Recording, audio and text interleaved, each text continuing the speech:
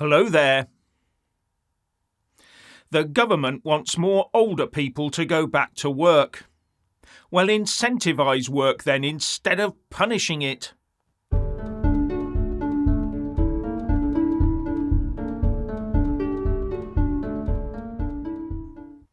The Tories missing the point again, and advising older people to ride delivery bikes to make a living is not an incentive to work. So they don't need a government minister doing a Norman Tebbit and telling them via the Times to basically get on their bikes, especially if they're just about getting by right now. But now that the Bank of England has raised rates yet again today by 0.25% to 5.25%, life will get harder for many people. It has trashed share portfolios as the FTSE drops in response, while borrowing costs will go up again. And how long will it take for savings rates rises to slowly percolate through? And a lot of those people finding life financially harder going forwards will be among the economically inactive 50 to 64-year-olds.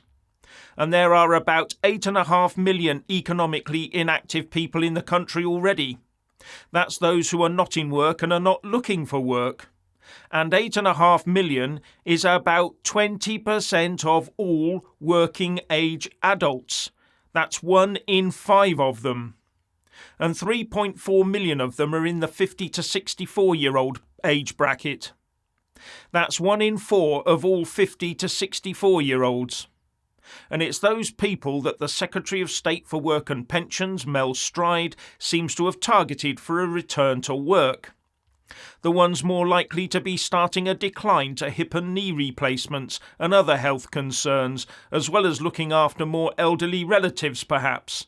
They might also be the ones releasing younger workers by taking on granny and grandad babysitting duties.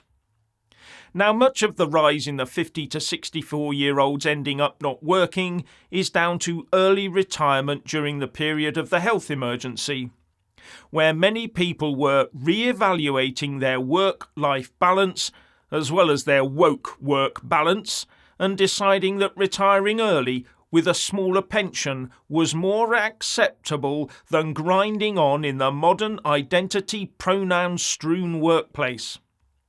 The best way to keep them in work or get them back is to cut the woke stuff, get the pension system working again, and cutting taxes. But anyway, now the cost of living crisis is biting, those retirement maths no longer add up. And some of these early retirees will have to go and find a job. Something that gets harder the older you get, despite there being labour and skills shortages. So Mel Stride is telling us wrinklies to start looking further afield and consider those gig economy jobs out there, the flexible jobs with flexible hours, like riding Deliveroo delivery bikes, he said. And he also wants employers to get on board with this and start taking on older people. Now, when looking at economic inactivity in this age group from 1992 using ONS data, you can see that the rate has been declining up until the pandemic. And even the pandemic didn't raise the inactivity rate that much. So this age group is working more over time. Now, in the same period, economic inactivity in the 65-plus age bracket also fell from 94% to 88%. But of all the age brackets, it is the 50 to 64-year-olds that have the most economic inactivity. That's where the labour market wiggle room is. So it's really no surprise that the government wants to mobilise them, is it? And part of this might be down to enforced education beyond 16, because the economic inactivity rate for 16 and 17-year-olds has risen from 44% in 1992 to 66% today. And among the 18 to 24-year-olds, it's gone up from 23.3% to 29%. It seems we need the oldies to go to work to allow the youngsters to attend uni. Now, just a quick update. Some of you have asked where Richard is. Well, poor old Richard has a seasonal issue with his eye and is wandering around the place with dark glasses on and falling over household objects. But he will be back as soon as he can see properly. He is also very busy working on a larger project we have going on in the background and arranging and composing orchestral pieces. But he sends you all his love. Now, it came out last month that the SNP has been spending public money on its pet independence project. This includes a full-time minister on full-time pay to keep the independence cause going, as well as publishing independence literature produced by supposedly neutral civil servants. And as a result of concerns being raised by the Secretary of State for Scotland, Alistair Jack, and Lord Fawkes, a Labour former minister, the head of the Civil Service, Simon Case, is investigating the issue. And this got me thinking. Just as our establishment has been stuffed with good Europeans over the years, making our Westminster blob a full-on pro-EU anti-Brexit organisation, has the Scottish Civil Service been gradually stuffed with good Scottish nationalists? Because if they haven't, why hasn't one of the senior civil servants in Holyrood questioned this, or prevented it, or even asked the Cabinet Secretary before he had to start an investigation?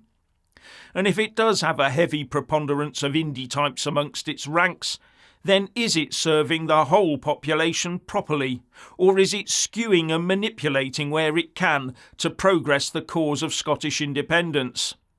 Maybe Simon Case needs to take a look at that as well. And the SNP leader in Westminster, Stephen Flynn, is under investigation by the Parliamentary Commissioner for Standards. It turns out he's been using Westminster House of Commons headed Stationery to send out party political messages with mugs, telling the receivers what mugs Labour are. Well, we all knew that anyway. But it transpires that under the House of Commons Code of Conduct, services provided by Parliament should only be used in support of parliamentary activities. So I'm presuming party political campaigning isn't a parliamentary activity. Here's what the rules say. Excepting modest and reasonable personal use, members must ensure that the use of facilities and services provided to them by Parliament, including an office, is in support of their parliamentary activities and is in accordance with all relevant rules. So sending House of Commons headed letters to journalists with an anti-Labour message does look to be outside those rules. But the SNP is claiming that the watchdog's actions are well over the top. Yes, rules are only ever for other people where the SNP is concerned.